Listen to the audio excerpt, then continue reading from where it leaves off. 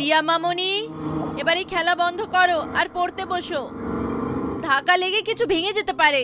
আমি খাবার বানিয়ে নিয়ে আসছি। না মা, আমি এখন খেলতে চাই। এখানে নয়তো বাইরে গিয়ে খেলে নেব। আমি বললাম না এখন আর খেলা নয়, চলো পড়তে বসো। না, আমি এখন খেলতে চাই তো খেলতে চাই। অনেক জেদি হয়ে গেছো তুমি রিয়া। ঠিক আছে যাও, কিন্তু একটা শর্তে। প্রথম, যে তুমি ঘর থেকে দূরে যাবে না। আর দ্বিতীয়, কোনো অজানা লোক বা গাড়ি যদি গলিতে আসে তাহলে তখনই তুমি ঘরের ভেতরে চলে আসবে। বলো, প্রমিস করছো? আগে তুমি বলো যে তুমি এমন প্রমিস কেন করতে বলছো? কারণ বাচ্চা চুরি করা খারাপ লোকেরা শহরে ঘোরাঘুরি করছে, যারা লোভ দেখিয়ে বাচ্চাদের তুলে নিয়ে চলে যায়। সেজন্য তুমি প্রমিস করলে তবেই তোমাকে ঘরের বাইরে যেতে দেব। বলো, প্রমিস করবে কি না? প্রমিস।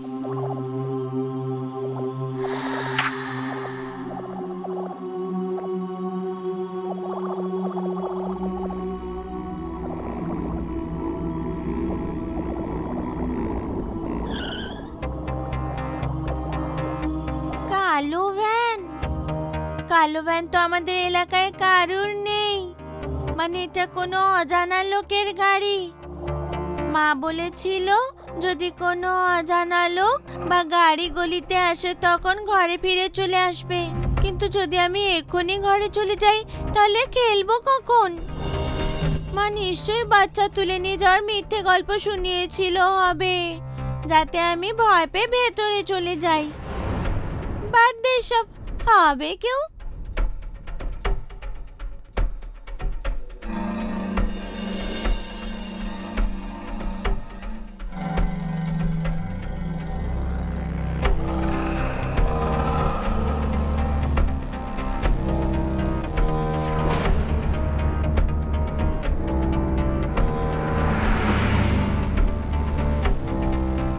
কি মনে হয় তোর, কত পাওয়া যাবে এই মেয়েটার বদলে? আমি 10-12 বছরের মেয়ে, 2 লক্ষ তো নিশ্চয়ই পেয়ে যাব। মুন্না, কতদিন আর এই 2-3 লক্ষের পেছনে পড়ে থাকবো? এবার একটু অন্য কিছু করা যাক। একে বেশ্যালয় বেচার বদলে একে কোনো কারাপ্ট ডাক্তারকে বেচে দিই। কিডনি, চোখ, কান, লিভার মিলিয়ে অন্তত 10 লক্ষ তো সহজেই পাওয়া যায়। তুই কি করে জানলি? গত মাসে জেলে খোঁড়া গ্যাংয়ের লোককে মনে আছে? আব্দুল, সেই বলেছিল। কিন্তু কারাপ্ট ডাক্তারকে কোথায় খুঁজবো? তার সাথেই কথা বলবো। জোগাড় সেট করার জন্য 2 লক্ষ দিয়ে দেব।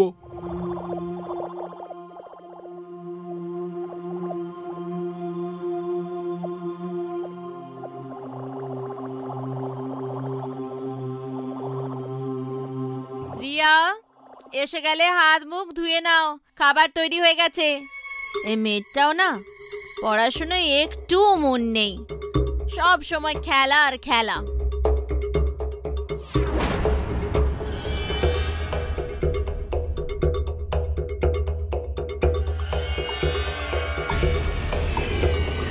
আরে, এই ছুরি তো আমার রিয়ার। রিয়া!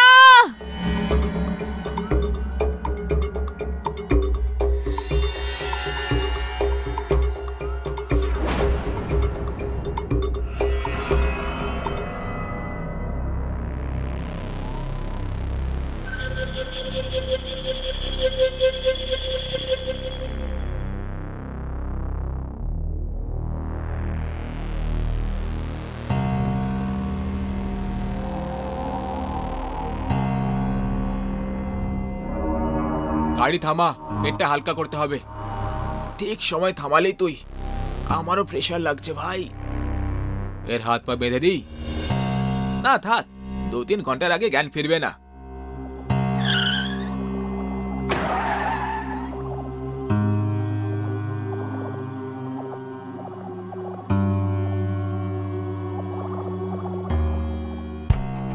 আরে ও পালিয়ে যাচ্ছে, ধর ওকে।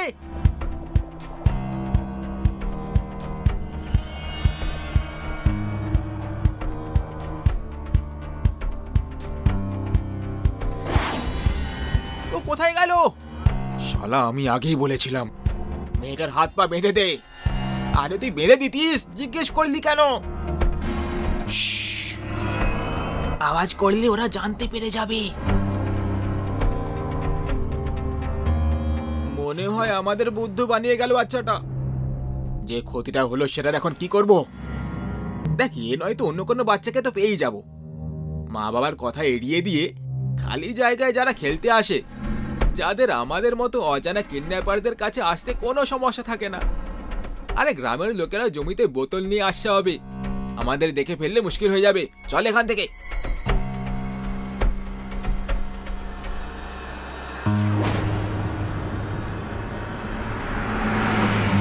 তুমি ঠিক আছো? আমি ঠিক আছি, কিন্তু তুমি কে? আমার নাম সোনু। তোমার নাম রিয়া, তাই না? তুমি কি করে জানলে? কারণ তোমার আর আমার মধ্যে একটা পার্থক্য আছে। কেমন পার্থক্য? এটাই যে তুমি কিডন্যাপারদের হাত থেকে জানতু বেঁচেছো, কিন্তু আমি বাঁচতে পারিনি। যারা আমাকে কিডন্যাপ করেছিল ওরা আমাকে অজ্ঞানের ওষুধ একটু বেশি শুকিয়ে দিয়েছিল, আর তাই আমি মরে গেছিলাম। পাগল নাকি? যদি তুমি মরে গেছো তাহলে আমার সামনে কি করে আছো? আমি জানি যারা মরে যায় তারা জীবন্ত লোকের সাথে দেখা করতে পারে না। যারা মুক্তি পায় না সেই মৃতরা সামনে থেকে দেখা দেয়। আচ্ছা, তোমাকে কোথা থেকে কিডন্যাপ করেছিল? একটা নির্জন সড়ক থেকে, রাতের বেলায়। মা আমাকে বাড়ি থেকে দূরে সাইকেল চালাতে মানা করেছিল, কিন্তু আমি শুনিনি। আমি সাইকেল চালাতে চালাতে দূরে চলে গেছিলাম।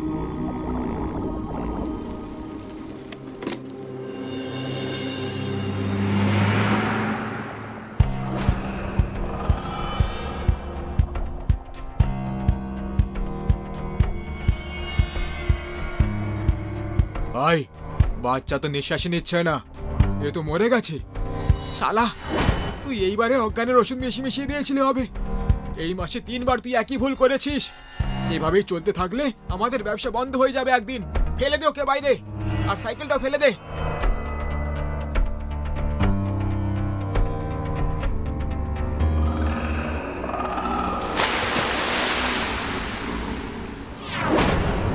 এই জায়গাতেই বদ্ধ আছি আমি, আর ওখানে আমার সাইকেল আছে। তুমি ওটা নিয়ে যাও। তোমার মা তোমার জন্য খুব কাঁদছে। তুমি কি করে? বলেছিলাম না, যারা মরে যায় তারা জীবিতদের ব্যাপারে সব কথা এমনিই জানতে পেরে যায়। যাও এবার। মরার আগে তোমার বাড়ি কোথায় ছিল?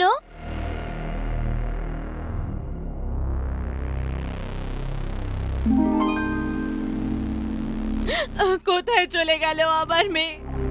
মা, রিয়া, তোকে কোথায় কোথায় খুঁজিনি আমি।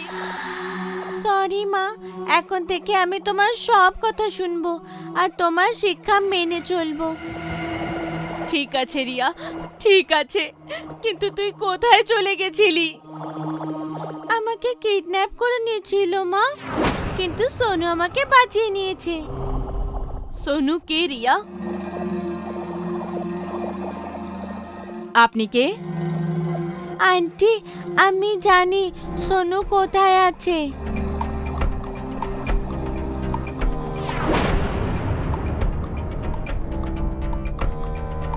মনকে শক্ত করো সুনিতা। সোনু, আমি তোমার কথা এড়িয়ে দিয়েছিলাম মা, আর এটা সেটারই শাস্তি যে আমি এত ভালো মায়ের থেকে আলাদা হয়ে গেলাম। কিন্তু আমি কথা দিচ্ছি পরের জন্মে কখনো মায়ের কথা এড়াবো না। না সকালে না রাত্রে ঘর থেকে দূরে খেলতে যাব না, আর না অজানা লোকেদের সাথে কথা বলবো। আমি সেখানেই যাব যেখানে আমি পুরোভাবে সুরক্ষিত থাকব। আসছি মা।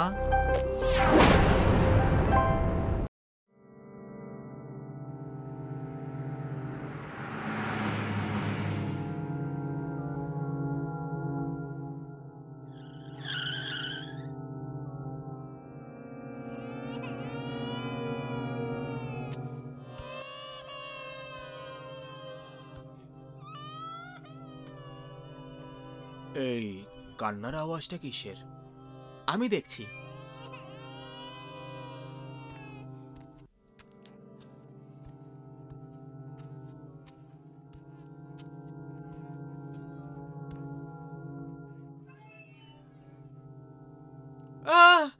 কি হয়েছে হরিরাম? কে ওখানে?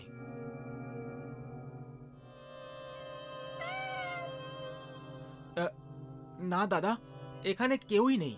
মনে হয় কেউ মজা করছিল, কেউ ইয়ার্কি করছিল, হয়তো পালিয়ে গেছে।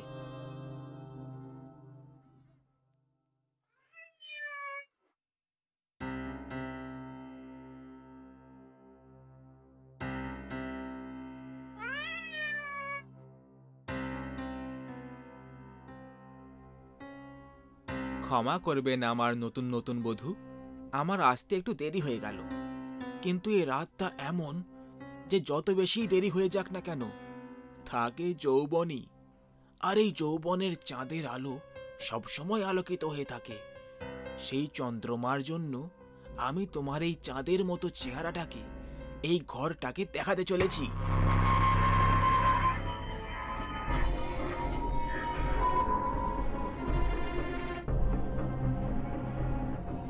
আর কত গিলবে?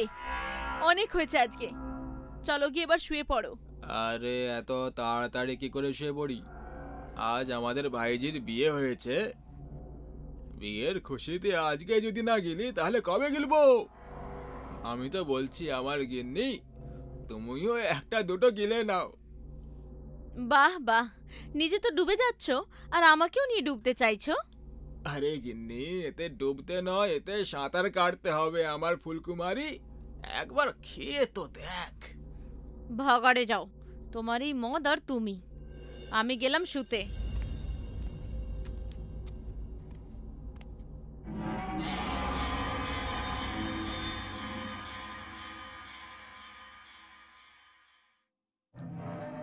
আরে ফুলকুমারী, তুমি ফিরে কেন এলে? যাও, আমাকে শান্তিতে খেতে দাও। আরে ফুলকুমারী, তোর আওয়াজের কি হলো? চিনতে পেরেছেন? চারু, তুই?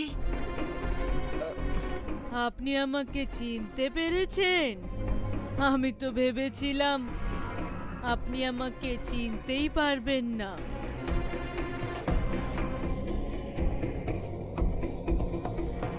চারু, না না, আমাকে ছেড়ে দাও, ছেড়ে দাও। কেন? মরতে ভয় পাচ্ছে? হ্যাঁ চারু, আমার মরতে খুব ভয় লাগে। ঠিক আছে, তাহলে আমি আপনাকে ছেড়ে দিচ্ছি, কিন্তু আপনার কাছে একটা অনুরোধ আছে। নিচে পড়ে মরে যান।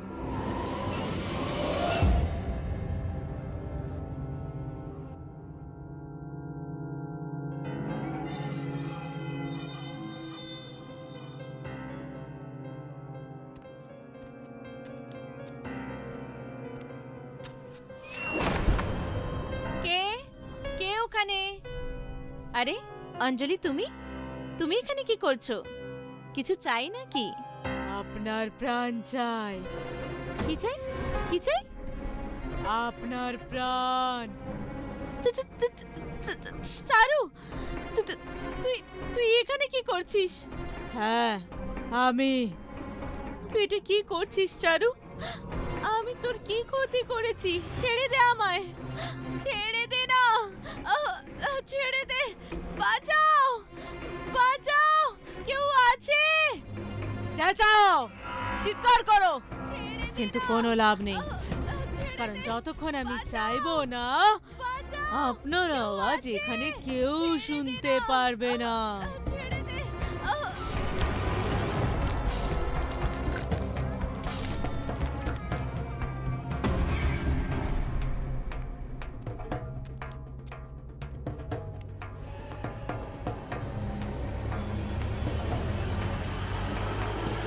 চারু, আরে আপনি তো আমাকে চিনে ফেললেন। আমি তো ভেবেছিলাম যাই হয়ে যাক না কেন আপনি আমাকে চিনতে পারবেন না। এটা তো দারুণ হয়ে গেল, যা আমাকে সবাই মনে রেখেছে। কিন্তু তুমি তো মরে গেছিলে, আর তুমি এখানে কি করছো? মরে তো গেছিলাম, কিন্তু কি করতাম? প্রতিশোধ নেওয়ার জন্য আমায় ফিরে আসতে হলো, যেমনটা আপনারা করেছিলেন। তেমনটা তো কোনো শত্রুও করে না। তাছাড়া আমি আপনার ভাই আর আপনার স্ত্রীকে তো মেরে ফেলেছি। এবার আপনার পালা। আপনার পর বাকি সবাইকে মেরে ফেলবো।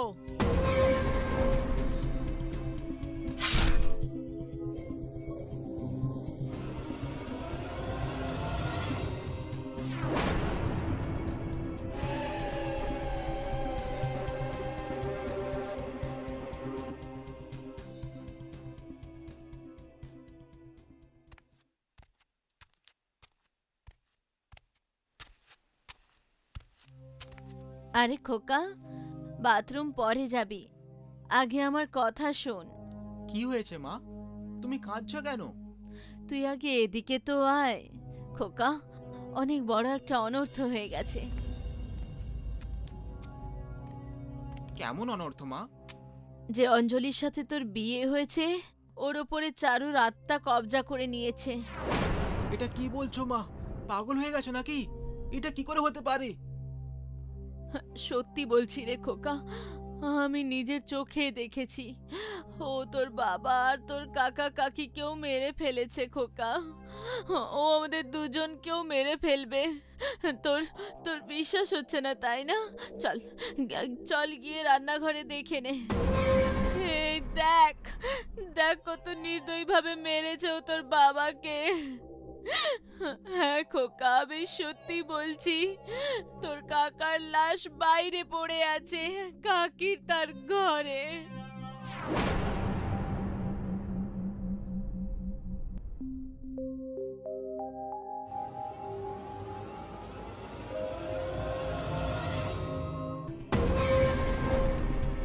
হ্যাঁ মা, তুমি ঠিকই বলছো। আমি রাতেই দেখে নিয়েছিলাম অঞ্জলি অঞ্জলি নয়, একটা ডাইনি ছিল। কিন্তু ওই চেহারা দেখে আমি অজ্ঞান হয়ে গেছিলাম। সকালে উঠলাম তো সব স্বপ্নের মতো লাগলো। এখন এখন এখন আমরা কি করব মা? যদি আমরা পালাতেও চাই তো এই চারু আমাদের পালাতেও দেবে না। যদি আমরা চারুর কাছে গিয়ে ওর কাছে ক্ষমা চেয়ে নিই। খোকা, ওর আত্মা খুব রেগে আছে, যদি ও আমাকে ক্ষমা না করে তখন? সামনে কুয়ো, পেছনে গর্ত আছে মা, দুই দিকেই পড়তে হবে, প্রায়শ্চিত্ত করতে হবে। ভুলের ক্ষমা চেয়ে নিলে যদিও আমাদের ক্ষমা করে দেয়। যেমনটা তুই বলিস খোকা, আমাদের কিছু না কিছু তো একটা করতেই হবে। চল দেখি কি হয়। অঞ্জলি, চারু, চারু, চারু মা। কি ব্যাপার, তোমরা দুজন আমাকে চিনে ফেললে? কি করে চিনবো না, আমরা একই গ্রাম থেকে উঠে এসেছি মা। তোমাকে তো আমি নিজের কোলে বসে খেলিয়েছি চারু মা। মা নয় বৌমা, যদি তোমরা ভুলে গিয়ে থাকো তাহলে আমি নিজের রাম কাহিনী নিজের মুখ দিয়েই শুনিয়ে দিচ্ছি। শোনো, আমার আর বিকাশের বিয়ে কিছু মাস আগে হয়েছিল, কিন্তু বিয়ের পরেই তোমরা আমাদেরকে বাবার কাছে ছেড়ে শহরে চলে এলে আর আমাদেরই যৌতুকের টাকায় ব্যবসা দাঁড় করিয়ে ধনী হয়ে গেলে, আমাদেরই ভুলে গেলে। না চারু মা, আমরা কিছুই ভুলিনি। আমাদের তো তোমাদের আনতে আসার কথা ছিল, কিন্তু ততক্ষণে অনেক দেরি হয়ে গেছিল চারু মা। ও, এখন তোমরা সবাই ইমানদার হয়ে গেলে, আমি ভুল চিন্তাধারার কারণে মরে গেলাম না? যদি তোমরা ঠিক সময় চলে আসতে তাহলে আজ আমি আর আমার বাবা বেঁচে থাকতো। মিথ্যে বলে তো তুই মানুষকে দুর্বল করতে পারবি বুড়ি, কিন্তু আমাকে নয়। আমাদের সবার টাকার লোভ আমার পুরো পরিবারকে শেষ করে দিল। জানিস কি তুই এটা? জান কি? তোমাদের সবার জন্য পুরো গ্রামে আমাদের বদনামি হলো। আমি যেখানেই যেতাম তো সবাই দেখে হাসতে থাকতো, মজা করতো। আমাকে স্বামী ছাড়া মনে করে ছেলেরা নোংরা নোংরা কথা বলতো, ইশারা করতো। এই বদনামির ভার আমার মা বাবাকে মেরে ফেললো। আর তারপর আমাকে। আর আমি মরার পরেই তুমি দ্বিতীয় বিয়ের জন্য তৈরি হয়ে গেলে। কত টাকা নিয়েছো এই অঞ্জলির থেকে বলো? 9 লক্ষ ক্যাশ, একটা গাড়ি, একটা বাইক, ফ্রিজ, টিভি, সব কিন্তু যদি তুমি বলো তাহলে আমরা সব ফেরত দিয়ে দেবো চারু। শুধু আমাদের ক্ষমা করে দাও। আমি ভেবে দেখিনি যে এমন কিছু হয়ে যাবে। ক্ষমা করে দাও আমাকে। চারু, আমি মানছি যে আমরা ভুল করেছি। আমরা নিজেদের ভুলের জন্য লজ্জিত। প্লিজ আমাদের ক্ষমা করে দাও। অঞ্জলির শরীর ছেড়ে দাও। এত সহজে কি করে ছেড়ে দেব? যতক্ষণ আমার প্রতিশোধ পুরো না হয় আমি মুক্তি পাবো না। আর মুক্তি পাওয়ার জন্য তোমাদের দুজনের মরাটা খুব জরুরি। না চারু মা, একটু তো দয়া দেখাও। আমি তোমার শাশুড়ি, আর শাশুড়ি মা সমান হয়। এরকম মা আমার দরকার নেই।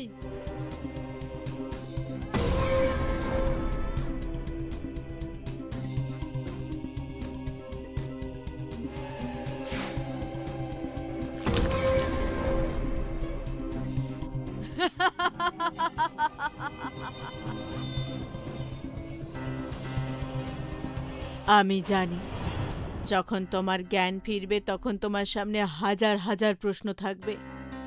হয়তো হয়তো তুমি সেই সব প্রশ্নের উত্তর আমার এই ডায়েরি থেকে পেয়ে যাবে। বাচ্চারা কখনো কখনো জীবনে ছোট ছোট ভুলের জন্য অনেক বড় ক্ষতিপূরণ করতে হয়। এই ভুলগুলো প্রায় সময় অবহেলা থেকে জন্ম নেয়, যেখানে প্রাণও যেতে পারে। এরকমই ভুল রজনীও করেছিল, যে মধ্যপ্রদেশের দিয়াবান জায়গায় আদিবাসীদের বিকাশের জন্য কাজ করছিল। হঠাৎ ওর ফোন এলো যে ওর বাবার শরীর ঠিক নেই, তাই তাড়াহুড়োতে অনলাইন টিকিট কাটতে বসে পড়ে। সেই রাত অমাবস্যার রাত ছিল। টিকিট হয়ে গেছে। টিকিট হয়ে যাওয়ার জন্য ও খুব খুশি ছিল, কারণ ও এটা জানতো না যে রাতে রেলওয়ে সাইটের টিকিট বুক হয় না। কিন্তু ওর কনফার্ম টিকিট বুক হয়ে গেছিল। Chambal express coach number 13, time 2 AM। শুধু 2 ঘন্টা হাতে, আমাকে এক্ষুনি বেরোতে হবে। রজনী যত তাড়াতাড়ি নিজের লাগেজ রেডি করতে পারত করে 1 ঘন্টা সাইকেল চালিয়ে স্টেশনে পৌঁছে গেল। 2টো বাজবে বাজবে করছিল। ও গড, এখানে আমি ছাড়া তো আর কেউই নেই। যদি বাবার শরীর খারাপ না হতো তাহলে আমি কখনো এত রাতে এখানে আসতাম না। এটা কোথাকার ট্রেন দাঁড়িয়ে আছে? এটা তো আমারও ট্রেন, কোচটাও আমার।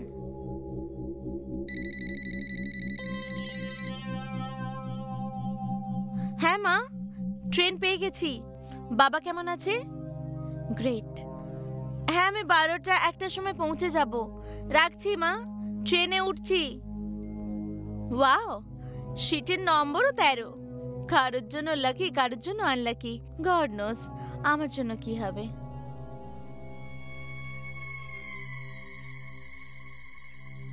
এই বগি তো কেউই নেই। কোথাও কিছু গোলমাল হচ্ছে না তো? বাদ দে সব রজনী, এত অ্যাডভান্স জগতে এইসব উল্টোপাল্টা কথা ভাবিস না। তাড়াতাড়ি ফ্রেশ হয়ে শুয়ে পড়, নাহলে পুরোটা দিন খারাপ হয়ে যাবে।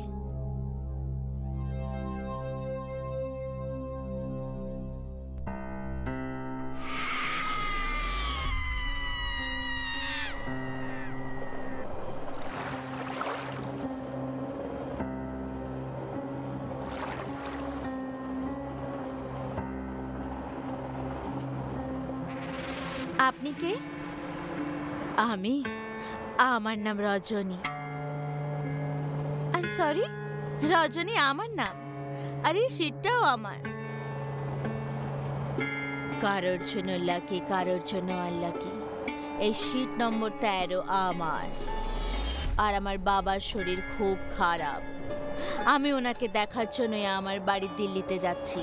প্লিজ আপনি যে কেউ হন না কেন, আমার চেহারার মেকআপ করে আমাকে বিরক্ত করবেন না।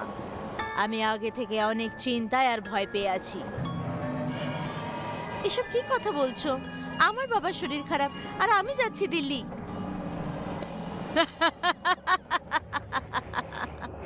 তুই ঠিক বলছিস, এই সব বাজে কথা, কিন্তু এই বাজে কথাগুলোই তোর জীবনের শেষ সফরের অংশ হতে চলেছে।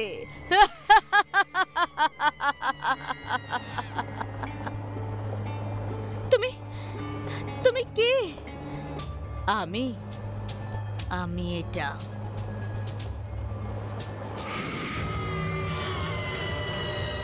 ও গড, বাঁচাও, বাঁচাও! এই ট্রেনে শুধু আমার অধিকার আছে রজনী। এখানে আমি ছাড়া আর কেউ তোমার ডাক শুনতে পাবে না। আমি তোমার কি ক্ষতি করেছি? আমাকে ছেড়ে দাও।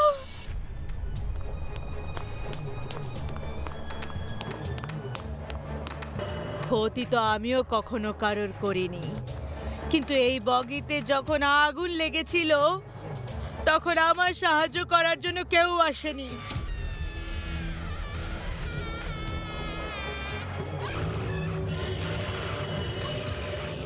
আমারও পরিবার ছিল, আমাকে ওরা তাদের কাছে পৌঁছতে দিল না। সেদিন থেকে আমিও কাউকে তার পরিবারের কাছে যেতে দিই না। কিন্তু তোমার সঙ্গে যা কিছু হয়েছে তাতে আমার কি ভুল বলো? হ্যাঁ, আমাকে ছেড়ে দাও, আমি তোমার পায়ে পড়ছি। তোকে এত সহজে মরতে দেব না। তুই এই বগিতে এসে খুব বড় ভুল করেছিস। আমাকে মরার আগে এটা তো ভেবে নাও যে তোমার মরে যাওয়ার পর তোমার পেরেন্টস কত কষ্ট পেয়েছে হবে। তুমি কি এটাই চাও অন্য কারোর পেরেন্টসও সেইভাবে কষ্ট সহ্য করুক, আর তাদের বাচ্চাদেরকে যে মেরেছে তাকে দোষ দিতে থাকুক, আর তুমি এইভাবে বন্দি হয়ে থাকো? বলো, এই খুনি পর্ব কি এইভাবে চলতে থাকবে? তোমার মৃত্যুর দাম কত মানুষদের প্রাণ, বলো বলো। এক্সকিউজ মি, হ্যালো, উঠুন উঠুন। সে কোথায় গেল? কে কোথায় গেল? না, কিছু না। কিন্তু এত সকালে তুমি খালি স্টেশনে কি করছো? আমার রাতের ট্রেন ছিল, চম্বল এক্সপ্রেস। আমি কি তোমার টিকিট দেখতে পারি? দেখো, প্রথম কথা, চম্বল এক্সপ্রেস রাতে চলে না। ওটা এই স্টেশনে দুপুর 2টোর সময় আসে। আর বগি X13 কে গত 13 বছর ধরে ট্রেনে জোড়া হয় না, কারণ ওতে কবিতা নামের একটা মেয়ে শর্ট সার্কিটের কারণে পুড়ে মরে গেছিল। আমার মনে হয় কোনো টেকনিক্যাল এরারের কারণে আপনার টিকিটে ভুল টাইম আর X13 প্রিন্ট হয়ে গেছে। আমি ঠিক করে দিচ্ছি।